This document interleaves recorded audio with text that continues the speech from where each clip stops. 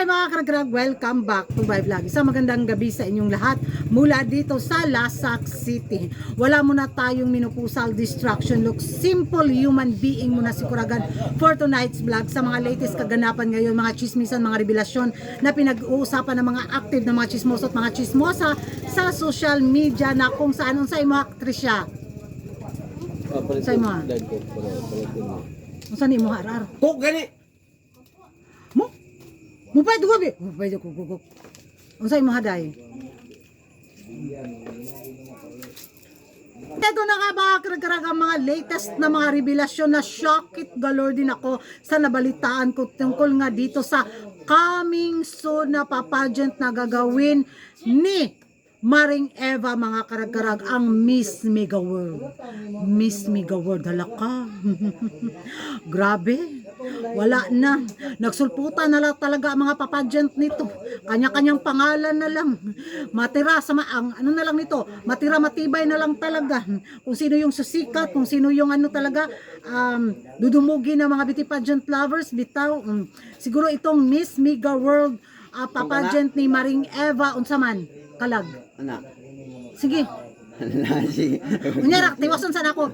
So itong papageant ni Maring Eva sa Indonesia, nako, hahakot na naman siguro ito ng mga bitaw, kandidata sa iba't ibang bansa at of course, iimbitaran ang Pilipinas na magkaroon tayo ng representante at gagamitin ang Pilipinas, di ba, ang pins para mapag-ingay ang kauna-unahang pageant ni Maring Eva, ang Miss Mega World.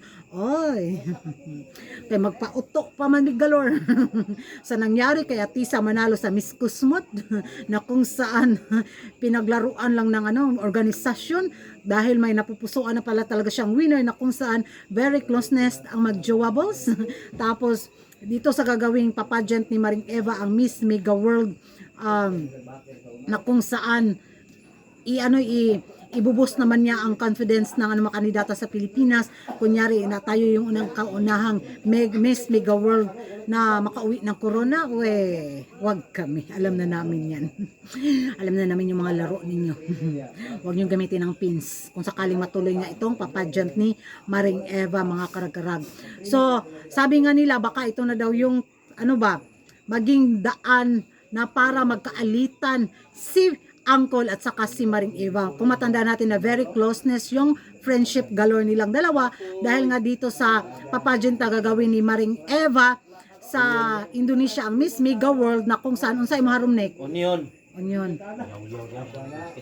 Dito na daw magwarlahan ang dalawang mag-BFF, mga karagkarag. At yan ay super excited ako kung magwarlahan ng to dahil siguro maglabasan na yung mga baho. Di syempre na naman, happy na naman yung bunganga ni Kuragan, di ba? Pero I'm hoping na kung sakaling isisila nga itong Miss Mega World, na maging maayos yung judging system ni Maring Eva.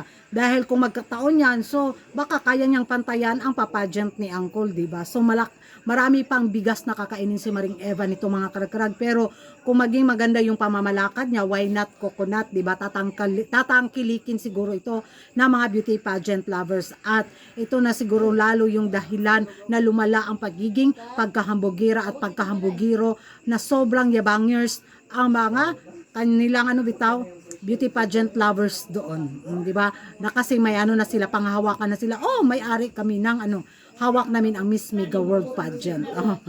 So excited ako, mga karag-karag, kung anong klaseng mga ganap na ang gagawin ni Maring Eva dito nga sa kanyang Miss Mega World pageant sa Indonesia.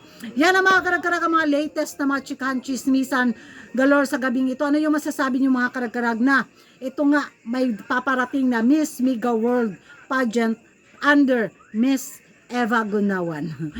Mag-ingay tayo sa comment section, mga karag-karag, at kung hindi ka pa nakapag-subscribe sa YouTube channel ko, don't forget to like and subscribe. Kuragan Karag, ang babaeng lagi nagkarag-karag. And see you in my next vlog. Bye-bye. Tara na, mga unta.